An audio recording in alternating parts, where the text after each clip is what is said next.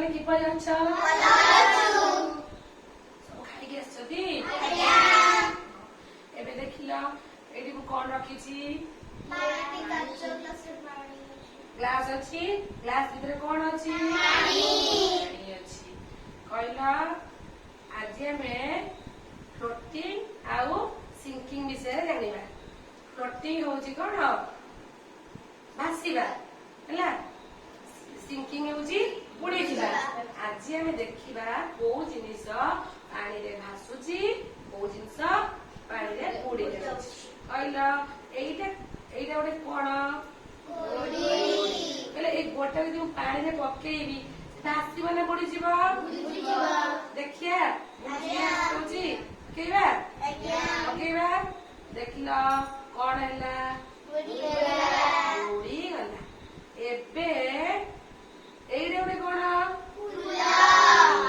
ଏଇଟାକୁ ଦେଖିବା, ପକେଇକି ଦେଖିବା। କହିଲେ ଏଇଟା ଭାସିବ ନା ବୁଡିବ? ଆଉ ଦେଖିବା ପକେଇବା। ଏଇଟା କଣ ଅଛି? ଭାସିଲା ନାଇଁ? କହିଲ ଏଇଟା କଣ? ଏଇଟା ପକେଇଲ ଦେଖିବା। ପାଣିରେ ପକେଇଲ, ଧୀରେ ପକେଇବ। ଦେଖିବା ଭାସିବ କି ବୁଡିଯିବ? ଦେଖିବା ପକେଇଦେଲ। କଣ ହେଲା? ଭାସିଲା ନାଇଁ? ଆଉ ଭଉଣୀ ତମେ ଏଇଟାକୁ ପକେଇ ଦେଖିଲ, ଏଇଟା କଣ ହବ? ଆଗେ କହିଲ କଣ ହବ? ପାଣିରେ ପଡିଲେ ବୁଡିଯିବ, ଜାଣିପାରୁଛ?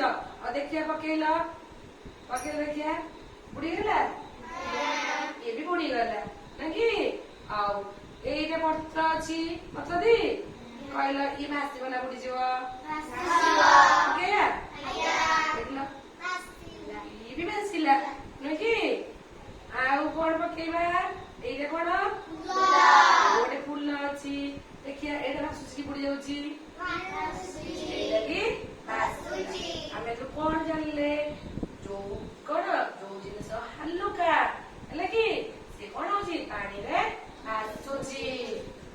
ଯୋଉ ଜିନିଷ ଓଜନିଆ ସେ ପାଣିରେ ବୁଡି ଯାଉଛି। ଜାଣିପାରିଲ?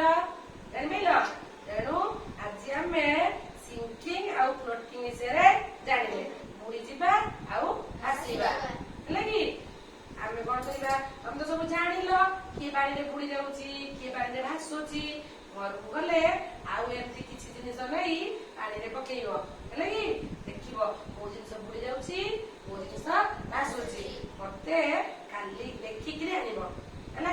ମତେ ଆସିକି କହିବ ଗୁରୁମା ଏଇ ଜିନିଷ ପାଣିରେ ବୁଡି ଯାଉଛି, ଏଇ ଜିନିଷ ପାଣିରେ ଭାସୁଛି। ଭଲ ଲାଗିଲା?